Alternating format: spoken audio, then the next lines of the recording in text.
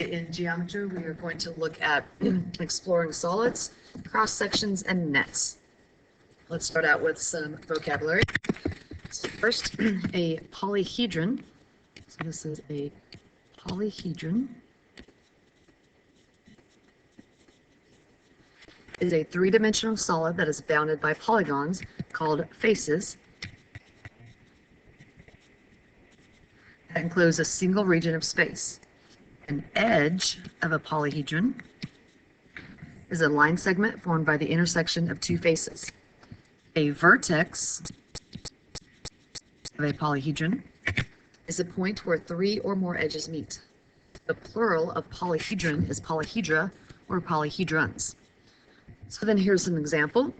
We see that the face, this is a face, vertex, where they all meet, edge, the line segment. So a face are all flat surfaces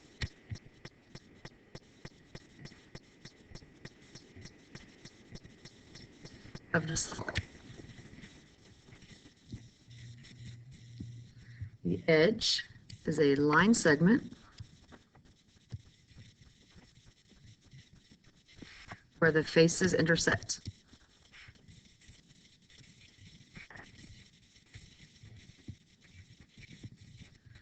And a vertex is a point where three or more edges intersect. So then if we look at this one over here, we see this is a face. This is the edge, and this is a vertex. So we're going to classify solids. What makes a polyhedra? So these are all examples of polyhedra: a cube, a tetrahedron, dodecahedron, icosahedron. Not polyhedra. Here we have a sphere, a cone, and a cylinder. So if they have curved surfaces, they are not polyhedra. To name a prism or a pyramid, use the shape of the base.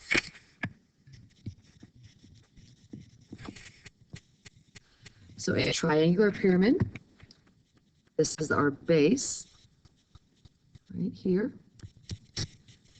We see it's a triangle. A pentagonal prism has two bases, one on top, one on bottom. So those are the bases. And they are pentagons. That's why it's called a pentagonal prism. The two bases of a prism are congruent polygons in parallel planes. So my bases will always be parallel to each other. They will never touch one another.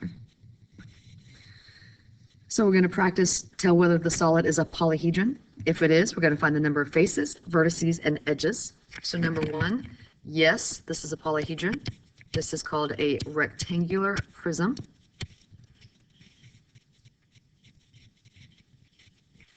So then we're going to list number of faces, edges, and vertices.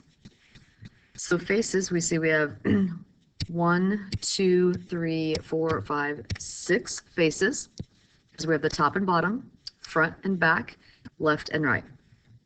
Edges, okay, let's count them. We have 1, 2, 3, 4, 5, 6, 7, 8, 9, 10, 11, and 12. So 12 edges. Again, the ones that we can't see, we still count. And then vertices, where they all meet. 1, 2, 3, 4, 5, 6, 7, 8. Number 2, this is not a polyhedron because it's curved. This is a cylinder. Number 3, yes, it is. Look at the shape of its base. It has 1, 2, 3, 4, 5, 6 sides. So this is a hexagonal pyramid. So we'll do the faces, the edges, and the vertices. So the faces, we have 6 triangles that make up around the pyramid, and then we have the hexagonal base, so that makes 7 faces. Edges, again, we can count them. I have 1, 2, 3, 4, 5, 6, 7, 8, 9, 10, 11, and 12, so 12 edges. Vertices where they all meet, we have 6 down here on the bottom, and then the one at the top, 7 vertices. Number 4, this is not a polyhedron, again, because it's curved. This one is a cone. Number 5, yes, this is referred to as a triangular prism, because it has 2 bases, these triangles, which are parallel to one another. So there's one base, here's our second base. So we're going to do faces, edges, and vertices. So our faces, we have 1, 2, 3, 4, and then backside 5. So we have 5 faces. Edges, so 1, 2, 3, 4, 5, 6, 7, 8, and 9. And vertices, 1, 2, 3, 4, 5, 6 vertices. We have what's called Euler's theorem. This tells us that the number of faces, F, vertices, V, and edges, E, of a polyhedron are related by the formula. Faces plus vertices equals edges plus 2. We're going to use that to find the number of edges on the frame of this house. Okay? So we're going to start out with the faces and vertices. So faces, okay, I have front, back, so there's 2. I have this side, we're at 4. My roof, 5, the other side, 6, and then we have the foundation, 7. So we have 7 faces, which again are 4 walls, 2 roof, and 1 foundation. Now we're going to find the vertices where they all connect. So we have 1, 2, 3, 4, 5, 6, 7, 8, 9, 10. So now we're going to use this formula to find the number of edges, so we don't have to count all of those. So 7 plus 10 equals E plus 2.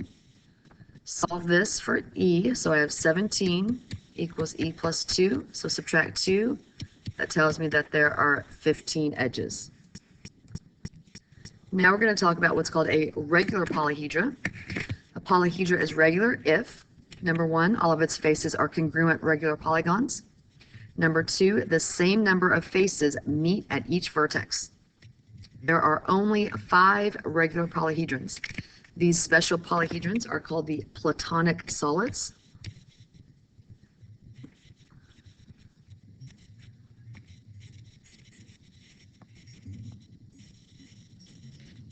They are named after the Greek philosopher Plato, who wrote about them. So the first one, a tetrahedron, has 4 faces. 1, 2, 3, and then 4 and 5. One behind this one, one behind this one. Sorry, 4 faces. 1, 2, 3, and then the one behind this. A hexahedron has 6 faces.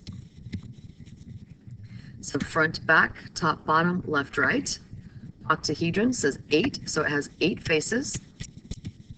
We have 1, 2, 3, 4 triangles on the top and 4 on the bottom, which gives us 8. The last 2, we have a dodecahedron, which dodeca, remember, is 12, so it has 12 faces. An icosahedron has 20 faces.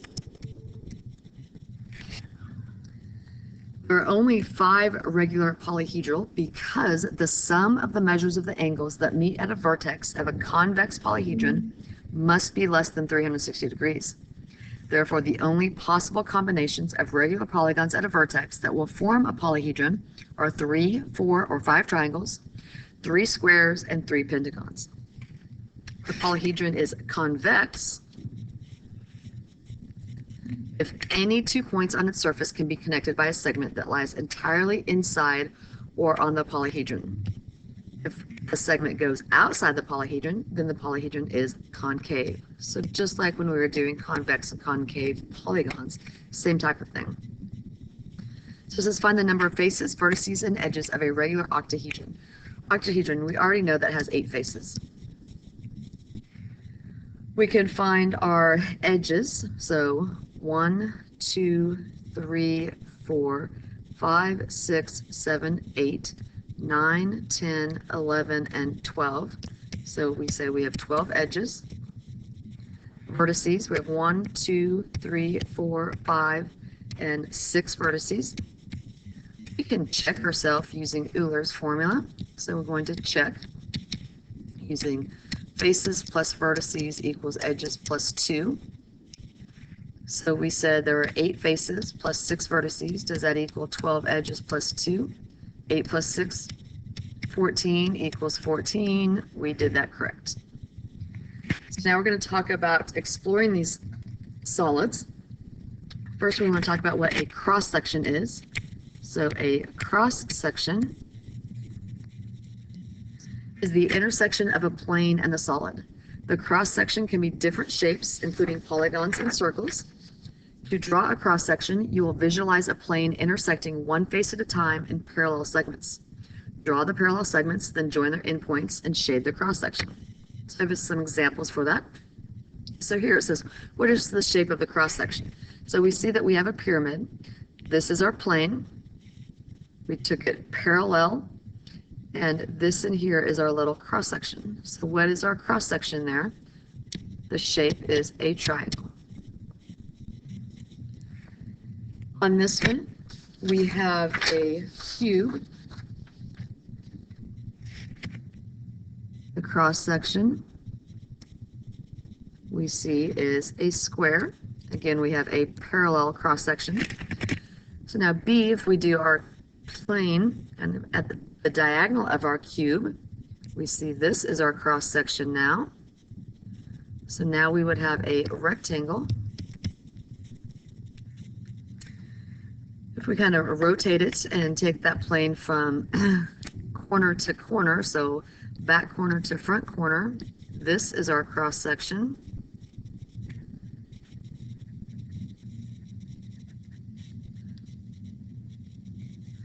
This is a trapezoid.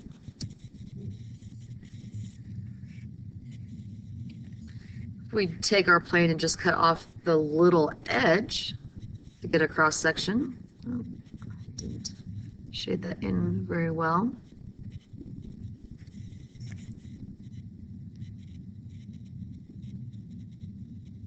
Again, you can see we have a triangle. I take a cone parallel to the base. I get my circle.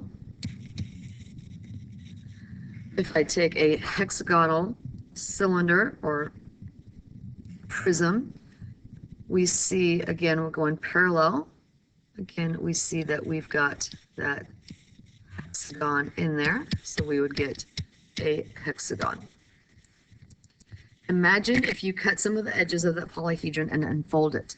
The two-dimensional representation of the faces is called a net. And so here we have our 3D cube. If we were to unfold that, this is what the net would look like.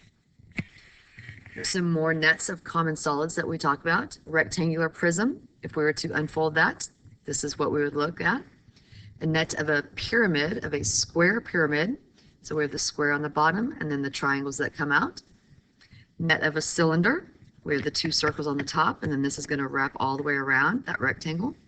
Net of a cone, so we have the circle, and then we have this shape.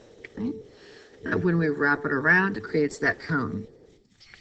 In class, we're going to go to this website, GeoBra, and I'm going to put that up on the smartboard, and we're going to investigate some more of these cross sections and the nets, but you are more than welcome to go there on your own and investigate those, and where you can manipulate it on the computer and see that for yourself.